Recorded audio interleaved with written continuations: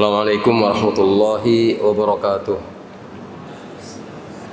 Innal hamdalillah nahmaduhu wa nasta'inuhu wa nastaghfiruh wa na'udzu billahi min shururi anfusina wa min sayyiati a'malina. May yahdihillahu fala mudilla lahu wa may yudlil fala hadiya lahu.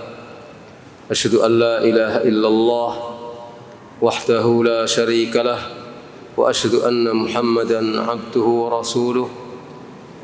Ya ayyuhalladzina amanu taqullaha haqqa tuqatih wa la tamutunna illa wa antum muslimun. Ya ayyuhan nasu taqu rabbakum alladzi khalaqakum min nafsin wahidah wa khalaqa minha zawjaha wa batha minhuma rijalan katsiran wa nisaa'a. Wattaqullaha alladzi tasaaluna bihi wal arham innallaha kana 'alaikum raqiba. Ya ayyuhalladzina amanu taqullaha wa qulu qawlan sadida yuslih lakum a'malakum wa yaghfir lakum dhunubakum wa may yuti'illaha wa rasulahu faqad faza fawzan 'azima. Amma ba'd, fa inna asdaqal hadits kitabullah wa khairal hadi hadi Muhammadin sallallahu alaihi wa alihi wasallam wa syarral umuri muhdatsatuha wa kullu muhdatsatin bid'ah wa kullu bid'atin dhalalah wa kullu dhalalatin finnar. Hadirin yang dirahmati Allah, demikian juga seluruh pendengar kajian ini di mana saja berada.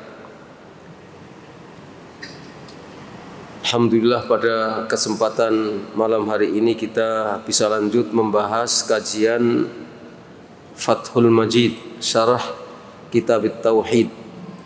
Dan kita masih dalam bab yang sama, yaitu bab ke-14, bab firman Allah Ta'ala, ayusyrikuna ma la yakhluqu syai'aw wa hum yukhlaqun.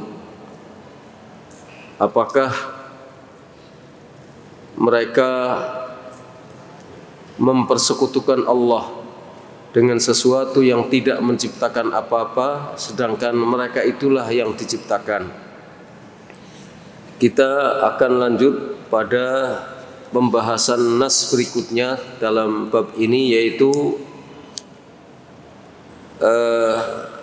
kitab saya halaman 166, yaitu perkataan al-musannif rahimahullah. Qala al-musannifu rahimahullah ta'ala, wa fi sahihi an Anasin qala syujjan nabiyyu sallallahu alaihi wa alihi wasallam yawma Uhudin wa kusirat raba'iyatuhu wa kusirat raba'iyatuhu faqala kaifa yuflihu qaumun syajju nabiyahum fanazalat laisa laka minal amri syai'un, yang terdapat di dalam surat Ali Imran ayat 128. Al-musannif maksudnya adalah penyusun kitab tauhid alladzi huwa haqqullah 'alal 'abid. Syekh Muhammad ibn Abdul Wahhab rahimahullah mengatakan, wa fis sahih, dan di dalam kitab sahih. Kalau ulama mengatakan fis sahih, di dalam kitab sahih, imma itu sahih Bukhari, imma sahih Muslim, atau kedua-duanya. An Anasin, dari Anas. Qala, Anas radhiyallahu anhu mengatakan, syujjan Nabi SAW yauma Uhud. Nabi SAW terluka pada hari perang Uhud. Wa kusirat raba'iyatuhu, dan patah gigi raba'iyahnya. Gigi raba'iyah itu yang di samping gigi taring. Jadi di gigi atas, juga di gigi bawah. Yang terdepan itu ada 4. Yang 2 itu yang tengah disebut thaniyah. Kemudian sampingnya itu disebut robaiyah. Selanjutnya gigi taring, itu atas maupun bawah. Lah gigi robaiyah Nabi SAW patah. Faqala, kemudian beliau bersabda, kaifa yuflihu qaumun syajju nabiyahum. Bagaimana mungkin suatu kaum yang melukai nabinya itu akan selamat, akan beruntung. Fanazalat, maka turunlah firman Allah Ta'ala yang terdapat di dalam surat Ali Imran ayat 128. Laisa laka minal amri syai'un. Kamu, hai Muhammad, tidak memiliki urusan apa-apa tentang ini. Maksudnya, engkau hai Muhammad, ini bukan urusanmu. Masalah ini, untung atau tidak beruntung seseorang, selamat atau tidak selamat seseorang, itu bukan urusanmu. Dijelaskan oleh penyusun kitab Fathul Majid, qauluhu fis sahih, perkataan al-musannif, musannif kitab tauhid, fis sahih, di dalam as-sahih ay as-sahihain. Yang dimaksudkan di dalam as-sahih di sini adalah di dalam kitab sahihain, Sahih Bukhari dan Sahih Muslim. Allaqahul Bukhari, Imam Al-Bukhari di dalam kitab sahihnya meriwayatkan hadis ini secara muallaq. Maksudnya muallaq, beliau tidak menyebutkan sanadnya. An Humaid wa an Thabit, dari Humaid dan Thabit. Tapi beliau di dalam meriwayatkan hadis ini dengan sighah jazm. Beliau mengatakan qala Humaid wa Thabit. Sighahnya sighah jazm, pasti. Tidak qila, tidak ruwiya, tapi pasti. Qala Humaid dan Thabit mengatakan. Jadi ini adalah sighat jazm. Ketika Imam Bukhari menyebutkan riwayat secara muallaq tapi dengan sighat jazm, dengan bentuk bahasa yang pasti, maka itu adalah riwayat sahih sampai kepada yang mengatakannya, atau sampai kepada yang meriwayatkannya, atau sampai kepada yang mendengarnya. Jadi ini adalah riwayat yang sahih dari Humaid dan Thabit. An Anas, dari Anas ibnu Malik radhiyallahu anhu. Wa wasalahu Ahmad wa Tirmidzi wa Nasa'i an Humaid. Imam Ahmad di dalam musnadnya, At-Tirmidzi dan An-Nasa'i menyebutkan hadis ini bersambung sanadnya dari Humaid. Kalau Imam Bukhari tadi menyebutkan secara muallaq, tidak disebutkan sanadnya langsung, padahal Imam Bukhari tidak pernah ketemu dengan Humaid dan tidak pernah bertemu dengan Thabit. Tapi beliau mengatakan qala Humaid, tidak menyebutkan sanadnya, tapi dengan sighat jazm. Dan ini jelas riwayatnya sahih dari Humaid dan dari Thabit. Tapi Imam Ahmad menyebutkan sanadnya dari Humaid. Begitu juga At-Tirmidzi dan An-Nasa'i. An Anasin bihi, dari Anas dengan hadis yang senada. Wa wasalahu Muslim, Imam Muslim juga menyebutkan sanadnya secara bersambung. An Thabit, dari Thabit. Beliau Imam Muslim meriwayatkan hadis ini dengan sanadnya dari Thabit dari Anas sama. Wa qala Ibnu Ishaq fil Maghazi haddatsani Humaid at-Tawil an Anas. Ibnu Ishaq di dalam kitabnya Al-Maghazi mengatakan telah meriwayatkan hadis kepadaku Humaid at-Tawil dari Anas.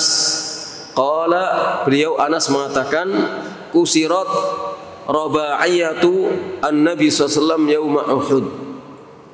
Patah gigi Raba'iyah Nabi SAW pada peristiwa perang Uhud.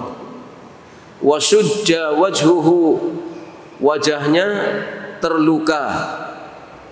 Faja'ala ad-damu yasilu ala wajhihi. Ini menjadikan darah mengalir di wajahnya. Wa ja'ala yamsahud dam, dan Nabi kemudian mengusap darahnya. Wa huwa yaqul, sementara beliau bersabda, kaifa yuflihu qaumun khadabu wajha nabiyyahum wa huwa yad'uuhum ila rabbihim. Fa'anzalallahu al-ayata. Wa huwa yaqul, Nabi bersabda, kaifa yuflihu qaumun, bagaimana mungkin akan selamat suatu kaum yang khadabu, menjadikan wajah nabinya berwarna seperti khidab karena terluka, mengalir darah di wajahnya, maka seperti berwarna khidab. Maksudnya adalah bagaimana mungkin suatu kaum akan selamat sedangkan mereka telah melukai wajah nabinya, sedangkan Nabi sedang mengajak mereka untuk kembali kepada Rabb-Nya. Maka ketika Nabi bersabda seperti ini, Allah menurunkan firman-Nya, laisa laka minal amri syai'un, ini bukan urusanmu wahai Muhammad. Selamat atau tidaknya mereka ini bukan urusanmu. Wa qala qauluhu syujjan Nabi sallallahu alaihi wasallam, perkataan Imam Anas bin Malik, syujjan Nabi SAW, terluka wajah Nabi SAW. Qala Abu Sa'adat, Abu Sa'adat mengatakan, mungkin yang dimaksudkan dengan Abu Sa'adat adalah Ibnul Athir, wallahu a'lam. Asyajju fil ra'si khassatan fil asl, afan, asyajju fil ra'si khassa fil asl, wa huwa an yudrabahu bi syai'in fayajrahuhu fihi wa yashquhu. Syaj, kata-kata syaj itu pada asalnya ada di kepala. Kata asyaj yang artinya terluka itu asalnya khusus untuk kepala. Jadi kalau kepala luka itu namanya syaj, yaitu ketika kepala itu dipukul dengan sesuatu sehingga melukainya dan merobeknya. Maka kepalanya jadi luka dan robek, itu namanya syaj.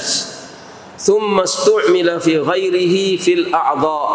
Tapi kemudian istilah syaj itu dipergunakan untuk selain kepala. Jadi bisa digunakan untuk anggota-anggota badan yang lain selain kepala. Juga bisa diistilahkan dengan istilah syaj. Wa dzakara Ibnu Hisham min hadits Abi Sa'id Al-Khudri anna Utbah bin Abi Waqqas huwa alladhi kasara raba'iyatahu, huwa alladhi kasara raba'iyatan Nabi sallallahu alaihi wasallam as-sufla. As-sufla muannats daripada asfal. Dari hadis Abu Sa'id Al-Khudri, sesungguhnya Utbah ibnu Abi Waqqas, dialah yang mematahkan gigi Rabaiyah Nabi SAW yang atas. Wajara hasyafatahu sufla. Maaf, saya ulangi. Yang mematahkan gigi Rabaiyah Nabi SAW yang bawah. Yang bawah. Dan melukai bibirnya yang bawah. Jadi yang melukai adalah Utbah bin Abi Waqqas. Wa anna Abdullah ibn Shihab Az-Zuhri huwa alladhi shajjahu fi wajhihi. Dan sesungguhnya Abdullah ibn Shihab Az-Zuhri dialah yang melukai wajah Nabi sallallahu alaihi wasallam. Wa anna Abdullah ibn Qami'ah jarahahu fi wajnatihi. Dan bahwa Abdullah ibn Qami'ah dialah yang melukai pipi Nabi.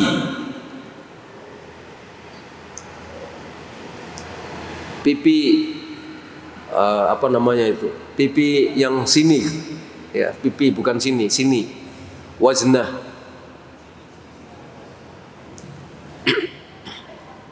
Fadakhalat halqatan min hilaqil mighfar fi wajnatihi. Lalu masuk dua lingkaran, dua gambar lingkaran dari mighfar, dari pelindung kepala Nabi SAW, masuk ke dalam wajnah Nabi SAW, pipi bagian atas Nabi SAW.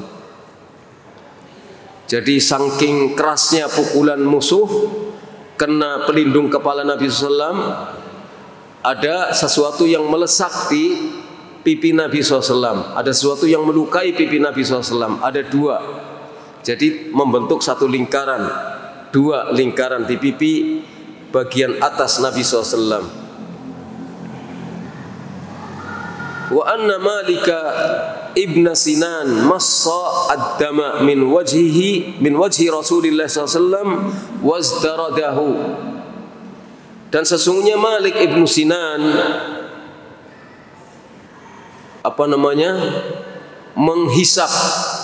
menghisap darah dari wajah Rasulullah SAW, kemudian menelannya, dicucuk,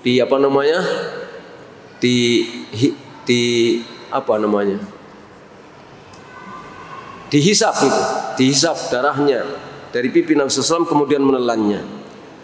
Faqala lahu lan tamussakan naru. Maka Nabi bersabda kepada Malik ibn Sinan, sesungguhnya api neraka itu tidak akan menyentuhmu, karena apa yang dilakukan oleh Malik ibn Sinan sampai Nabi SAW mengatakan api neraka tidak akan menyentuhmu. Ini menunjukkan fadilah Malik ibn Sinan. Ini seperti disebutkan di sini di dalam Sirah Ibnu Hisham.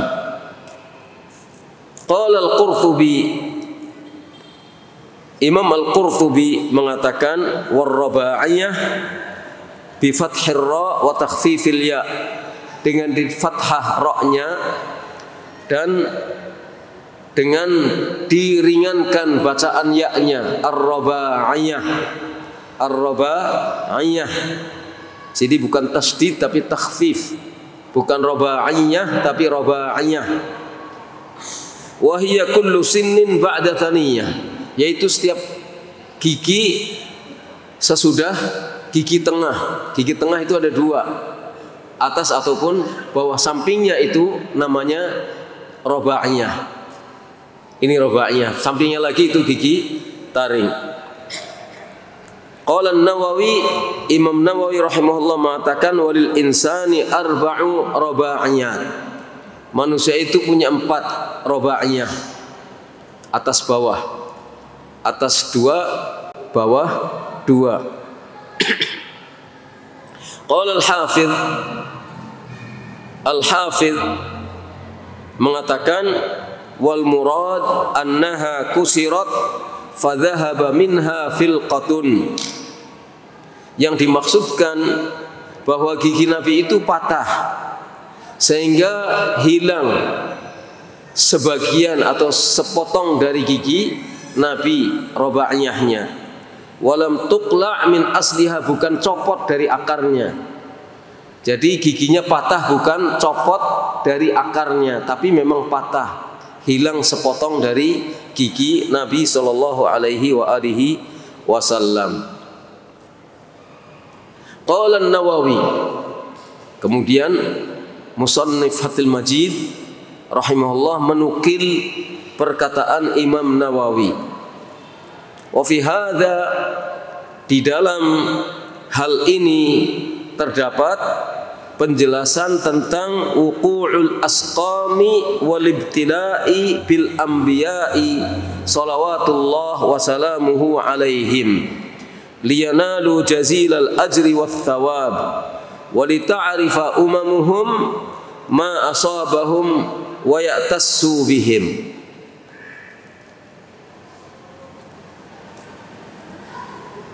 Jadi dalam hal ini terdapat penjelasan tentang terjadinya terjadinya sakit dan ujian, cobaan pada para nabi alaihimus salatu wassalam. Jadi nabi juga, para nabi dan nabi kita Muhammad SAW mengalami kesakitan, mengalami sesuatu ketika terbentur oleh sesuatu. Bahkan di dalam peperangan nabi kita luka wajahnya, patah giginya, berdarah bibirnya. Itu dialami oleh nabi dan dialami juga hal yang seperti itu oleh para nabi alaihi wassalatu wassalam. Jadi nabi itu tidak kebal. Nabi itu tidak kebal. Ternyata berdarah juga pipinya. Ternyata terluka juga. Ternyata patah giginya. Ternyata berdarah bibirnya. Ini untuk memperingatkan kepada orang-orang yang suka mencari ilmu kebal, supaya ketika terjadi peperangan, kebal tidak mempan ditebas senjata musuh. Nabi sendiri luka, tidak kebal dan tidak terhindar dari rasa sakit, tidak terhindar dari cobaan dan ujian semacam ini. Liyanalu jazilal ajri wath thawab, supaya mereka mendapatkan limpahan pahala dan ganjaran dari Allah Subhanahu wa ta'ala. Walita'rifa umamuhum, dan supaya umat-umat mereka, umat-umat para nabi ini tahu apa yang menimpa para nabi. Wa ya'tassu bihim, kemudian mereka bisa mengikuti jejak para nabi. Bukan mengikuti jejak para nabi dalam arti biar dilukai orang, bukan. Tapi ketika terluka, itu mereka sadar bahwa para nabi juga terluka. Bahkan ada nabi Allah yang dibunuh oleh Bani Israel dan tidak kebal. Jadi supaya umat itu tahu, dan ketika tahu maka mereka bisa mengikuti bagaimana kesabaran para nabi menghadapi tantangan-tantangan. Dan supaya mengikuti para nabi tidak cari ilmu kebal, tidak mencari ilmu kebal. Kalau nabi punya mukjizat, tapi mukjizat itu tidak dipelajari. Mukjizat itu adalah dari Allah Subhanahu wa taala, tidak dipelajari.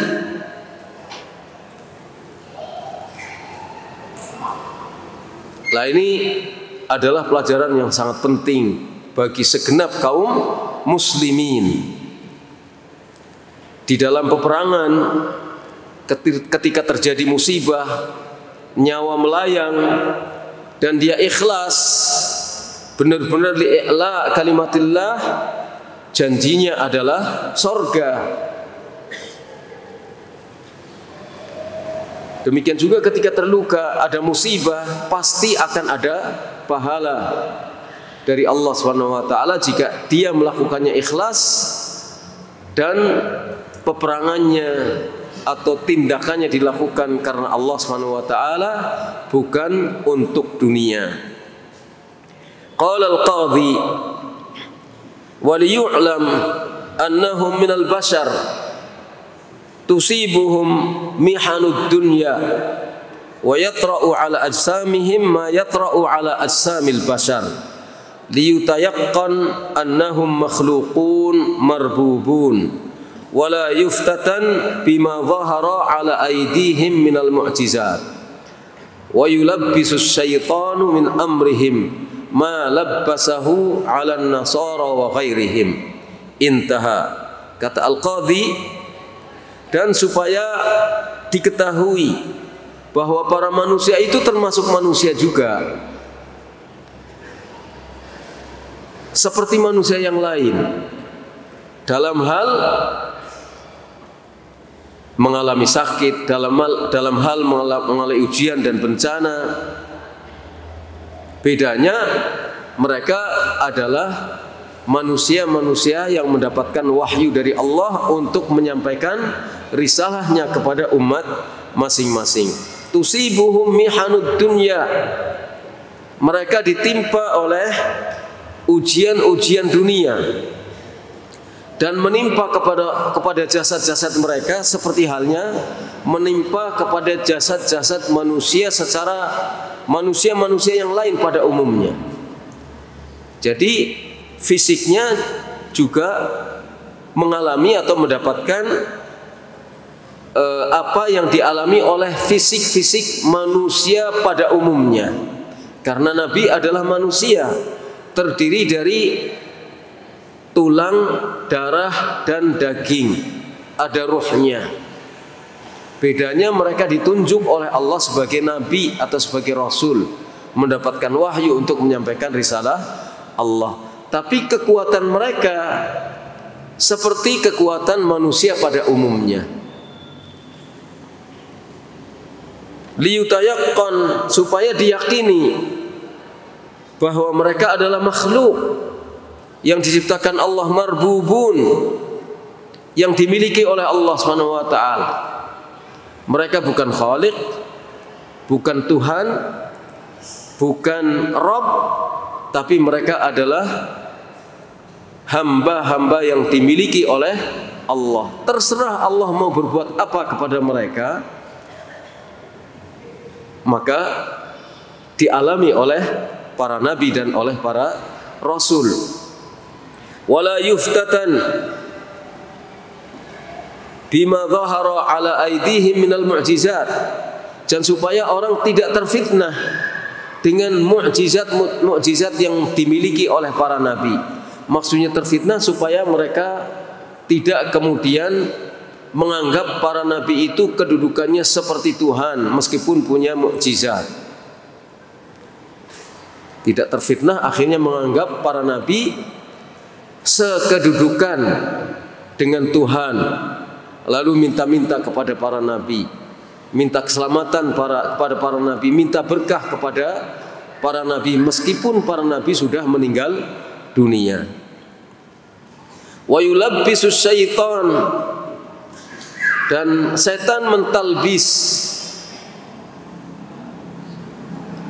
mengaburkan urusan mereka. Artinya supaya setan tidak sampai mengaburkan urusan mereka, seperti halnya setan mengaburkan urusan kaum Nasrani terhadap Nabi Isa alaihi salatu wassalam. Demikian juga yang lain-lainnya. Orang Yahudi ditalbis oleh iblis, dikaburkan pemahaman mereka tentang nabinya, dikaburkan pemahaman mereka tentang Uzair, tentang Isa. Nah, jangan sampai kaum muslimin terfitnah oleh setan menghadapi para nabinya. Apalagi selain nabi, apalagi selain para nabi. Kepada para nabi saja tidak boleh, karena para nabi adalah juga manusia, tetapi harus ditaati secara mutlak. Nabi kita Muhammad SAW, titahnya, perkataannya harus ditaati secara mutlak. Beda dengan manusia yang lain dalam hal ini. Tapi dalam hal bahwa Nabi terdiri dari darah dan daging, itu sama. Darahnya bisa mengalir, darahnya merah. Dan Nabi meninggal dunia. Ketika meninggal dunia juga tidak mempunyai kemampuan apa-apa untuk memberikan apa-apa, bahkan untuk menolong dirinya sendiri. Nabi Muhammad SAW ketika malakul maut datang menjemputnya, beliau tidak bisa menolak untuk dicabut nyawanya, karena itu sudah ketentuan dari Allah SWT. Maka tidak boleh seseorang siapapun dia untuk menganggap nabi atau para nabi yang lain itu kedudukannya mirip dengan Rabb, dengan Allah SWT. Qultu ya'ni minal ghulu wal ibadah. Saya katakan maksudnya sikap ghulu. Ya, karena sikap ghulu akhirnya berlebih-lebihan menganggap nabi sebagai seperti Tuhan, bisa memberikan syafaat meskipun sudah meninggal dunia di dunia ini. Wal ibadah, dan karena peribadatan yang dilakukan oleh mereka orang-orang yang menyimpang ini. Qauluhu yauma Uhud. Perkataan Anas bin Malik, yauma Uhud, ketika terjadi pertempuran Uhud. Uhud itu adalah syarqiyul Madinah, satu gunung yang letaknya di sebelah timur Madinah. Qala sallallahu, Nabi SAW bersabda dalam hadis yang sahih diriwayatkan oleh Imam Bukhari dan Muslim. Beliau mengatakan, Uhudun jabalun yuhibbuna wa nuhibbuh. Uhud adalah gunung yang menyintai kami dan kami menyintainya. Jadi gunung Uhud cinta kepada Nabi, kepada para sahabat Nabi. Dan Nabi serta para sahabat Nabi juga menyintai Uhud. Wa huwa jabalun ma'ruf, dan Uhud ini adalah gunung yang sudah ma'ruf. Siapapun pernah dengar nama Uhud, setiap muslim mengenal nama Uhud walaupun belum melihatnya. Kanat indahul waq'ah al-masyhuratu. Di situ pernah terjadi peristiwa perang yang masyhur. Fa udhifat ilaihi, maka kejadian ini dinisbatkan kepada Uhud, menjadi perang Uhud. Uhud itu sendiri nama gunung, tapi perangnya karena terjadi di Uhud maka disebut sebagai perang Uhud. Qauluhu kaifa yuflihu qaumun syajju nabiyahum. Sabda Nabi, bagaimana mungkin akan selamat orang-orang yang telah melukai nabinya. Zada Muslim, Imam Muslim menambahkan, wa kasaru rubaiyatahu wa admau wajhahu. Mereka mematahkan gigi rubaiyahnya dan menjadikan wajahnya berdarah.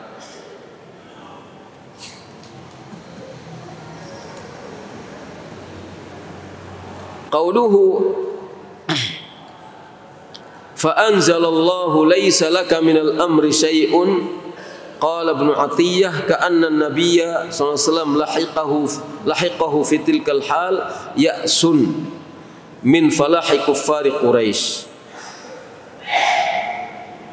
firman Allah Ta'ala, perkataan al-musannif bahwa Allah menurunkan firman-Nya, laisa laka minal amri syai'un, wahai Muhammad, ini bukan urusanmu. Kata Ibnu Athiyyah, seakan-akan Nabi SAW ketika menjumpai keadaan yang demikian itu mengalami satu keadaan seperti putus asa, goncang ya, melihat orang-orang kafir Quraisy seolah-olah menang. Min falahi kuffari Quraisy, melihat kemenangan orang-orang kafir Quraisy, seakan-akan Nabi menghadapi satu masalah di mana tidak ada jalan keluar sepertinya seperti itu. Maka Nabi mengatakan, kaifa yuflihu qaumun syajju nabiyahum, bagaimana mungkin akan selamat orang-orang yang melukai nabinya, sampai keluar kata-kata itu. Maka ditegur oleh Allah Subhanahu wa taala, qila lahu bisabab dzalik, maka dikatakan kepada Nabi karena sebab itu, laisa laka minal amri syai'un, ini bukan urusanmu. Mereka akan selamat, mereka akan tetap menjadi kafir terus, akan masuk neraka atau tidak, itu bukan urusanmu. Ay awaqibu al-umur biyadillah, artinya akibat segala urusan itu ada di tangan Allah. Akibat dari perkara mereka karena telah melukai nabinya, apakah mereka akan tetap dalam keadaan kafir sehingga kekal di dalam neraka, atau suatu saat akan masuk Islam, bertaubat dan masuk surga, maka itu mutlak ada di tangan Allah Subhanahu wa taala. Jadi Nabi sendiri ditegur oleh Allah dengan ini bukan urusanmu. Apalagi seseorang mengatakan, wallah, kamu tidak akan mendapatkan ampunan dari Allah. Demi Allah, kamu tidak akan mendapatkan ampunan dari Allah. Ini bukan wewenang manusia. Ini urusan Allah Subhanahu wa taala. Siapa tahu Allah kemudian memberikan hidayah, taufik kepadanya, kemudian dia bertaubat dan taubatnya nasuh. Taubatnya benar-benar taubat nasuh. Kemudian dia beriman, bisa yang seperti itu. Famdi anta li sya'nik, maka berjalanlah kamu sesuai dengan kedudukanmu, lakukan apa yang menjadi kewajibanmu. Wadum 'ala du'ai li rabbika, dan teruslah tetap berdoa kepada Rabbmu. Tetap berdoa kepada Rabbmu dan lakukan apa yang menjadi tugasmu sesuai dengan keadaanmu, yang hanya mempunyai kewenangan untuk memberikan hidayah irsyad. Kewenangan untuk memberikan hidayah irsyad, bukan hidayah taufik. Maka kita pun harus begitu mengikuti jejak Nabi SAW. Kita tetap berusaha menjelaskan kepada manusia. Tugas kita adalah memberikan irsyad, bimbingan-bimbingan, penjelasan-penjelasan, ini benar, ini salah, ini hak, ini batil, ini sunnah, ini bid'ah. Kewajiban kita. Adapun orang mau ikut atau tidak, itu bukan urusan kita, itu mutlak menjadi kewenangan Allah Subhanahu wa taala. Orang mau masuk surga atau neraka itu mutlak menjadi kewenangan Allah Subhanahu wa taala. Kita jangan memaksa diri kita. Kalau kita tidak memaksa diri kita, kita akan hidup tanpa beban. Kita hanya melaksanakan tugas kita saja sesuai dengan apa yang ditetapkan oleh Allah dan Rasul-Nya. Enak kan kalau begitu. Jadi taufik ada di tangan Allah, tapi kita tetap berkewajiban menyampaikan, memberikan penjelasan, memberikan bimbingan, mendidik. Sukses atau tidak itu urusannya ada di tangan Allah Subhanahu wa taala. Qala Ibnu Ishaq, laisa laka minal amri syai'un fi ibadi illa ma amartuka bihi fihim. Kata Ibnu Ishaq, laisa laka minal amri syai'un, ini bukan urusanmu sama sekali tentang hamba-hambaku, kecuali apa yang aku perintahkan kepadamu fihim, tentang mereka. Jadi kamu lakukan saja apa yang aku perintahkan kepadamu terkait dengan mereka, para hamba. Jadi kewajiban kita, kalau kita melihat ada orang salah, kita tegur. Tapi kita tidak berhak untuk mengatakan, wallah, kalau kamu seperti itu, wallahi, kamu tidak akan diampuni oleh Allah. Bukan tidak ada kalaunya ya, tapi kamu seperti itu terus, tidak akan mendapatkan ampunan dari Allah. Bukan wewenang kita untuk mengatakan demikian. Bukan tugas kita untuk menvonis seperti itu, bahwa kamu masuk neraka tanpa dalil. Karena itu adalah urusan Allah. Ketika orang itu, kecuali kita melihat seseorang mati dalam keadaan kafir, bukan sebagai muslim, maka kita bisa pastikan dia masuk neraka. Karena kalau orang mati tidak dalam keadaan muslim, matinya kafir, dia tetap di neraka, kekal di dalam neraka. Tapi kalau orang masih hidup, nggak bisa kita pastikan, nggak akan dapat ampunan Allah, pasti masuk neraka, nggak bisa. Bukan kewenangan kita. Jadi ada beberapa hal yang perlu kita simpulkan di sini, yaitu bahwa hatta nabi dan para nabi, kita tidak boleh menganggapnya seperti Tuhan. Tapi kita tetap minta kepada Allah SWT. Dan yang kedua, kita tetap menjalankan tugas, menjalankan apa yang diperintahkan oleh Allah dan Rasulnya, baik itu terkait dengan pribadi maupun terkait dengan dakwah, mengajak orang lain. Itu kita tetap menjalankan sesuai dengan tugas yang dibebankan kepada kita. Sampai di sini yang kita kaji, mudah-mudahan bermanfaat. Nas'alullah ayyuwaffiqana wa iyyakum, wa sallallahu ala nabiyyina Muhammad wa ala alihi wa sahbihi ajma'in. Subhanakallahumma hamdika, asyhadu an la ilaha illa anta, astaghfiruka wa atubu ilaik. Assalamualaikum warahmatullahi wabarakatuh.